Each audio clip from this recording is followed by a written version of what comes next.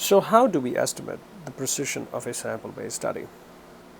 To understand that, I'm going to talk about an important theoretical concept called the sampling distribution. Let's say we went to different parts of New York City and we took samples, random samples of 1,000 people. So we randomly went up to 1,000 people and we asked them what was their happiness level. Then we went to another 1,000 people, and then we went to another 1,000 people. And we kept on doing this, again, an infinite number of times. So this is a theoretical idea, right? And every time we took a group of 1,000 people, we plotted the distribution. What you would get each time you do it is an individual distribution of that particular sample, right? Of the individuals in that sample. So distribution of a sample. Now, if we looked at the mean distribution of that sample, the mean of that sample of 1,000 people, the mean happiness level of the second sample of 1,000 people, the mean happiness level of the third sample of 1,000 people, and on and on and on. Now we just took the means, right? Just the mean happiness level of each sample, and we plotted that. Because of the law of large numbers, what we would get is a normal distribution.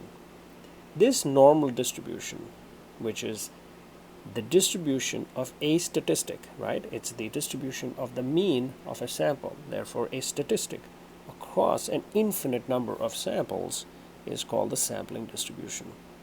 Okay? What's important to understand is that the sampling distribution is theoretical. We don't ever need to create a sampling distribution because we know that all samples drawn randomly from a population will approximate a normal distribution. How do we know it? We know it from simulations that we have done. We know it going all the way back to the 1850s from Francis Galton's work.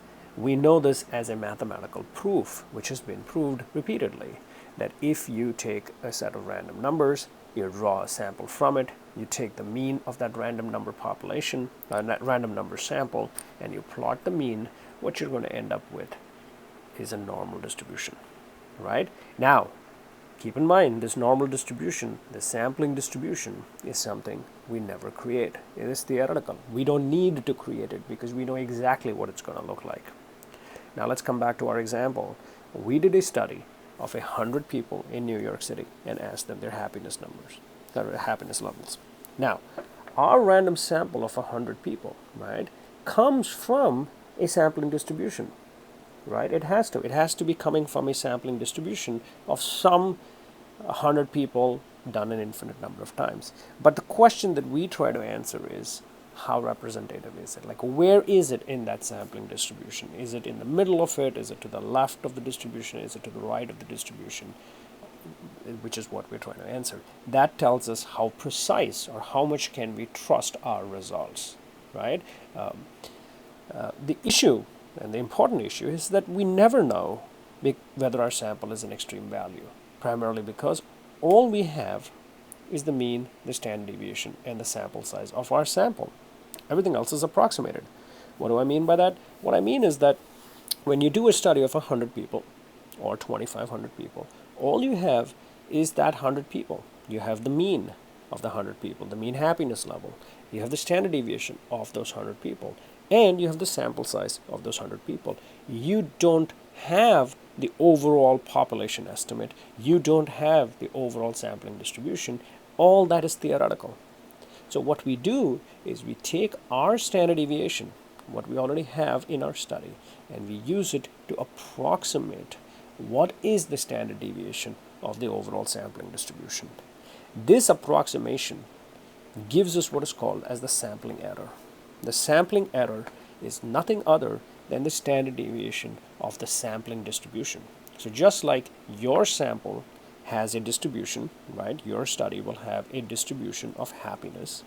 That distribution will have a mean and will have standard deviation units going to the left and the right. The sampling distribution will also have a mean, the theoretical population mean, and will have standard deviation units. Those standard deviation units are called the sampling error. And since we never create the sampling distribution, We estimate it using our standard deviation, using a very simple formula. And the formula, and you do not need to know the formula, you do not need to know to compute this, but this is just something that would help you understand this, I'm hopeful, is the sampling error of your sampling distribution is computed by taking the standard deviation of your study and dividing it by the square root of the sample size. This sampling error approximates the precision of your sample. So let's go back to our example. In our example, we had a standard deviation of 0.25 and we had a sample size of 100. And that gave me a sampling error of 0.025. Again, you do not need to learn to compute this. You do not need to know the formula. In the world, what I believe is when you know a formula, it gets a lot easier to understand what is going on in the back end, right? Now, this sampling error is used very much like we use the standard deviation.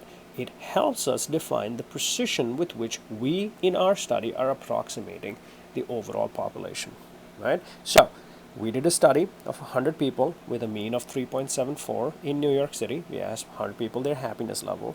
We got a sampling error of 0.025. Notice the terminology, the sampling error of 0.025. Now you know how I got that number. What that tells me is that 95% of the population likely falls within 3.74 plus or minus 2 times my sampling error. Okay, that gives me the approximate precision of my study. That 0.95 is called the confidence level. That is, I am confident that I have covered 95% of the population's estimate of happiness with the statistic I have. And the confidence interval, the interval within which I can, my range of estimates falls within the interval of plus or minus 2 times 0.025. Okay?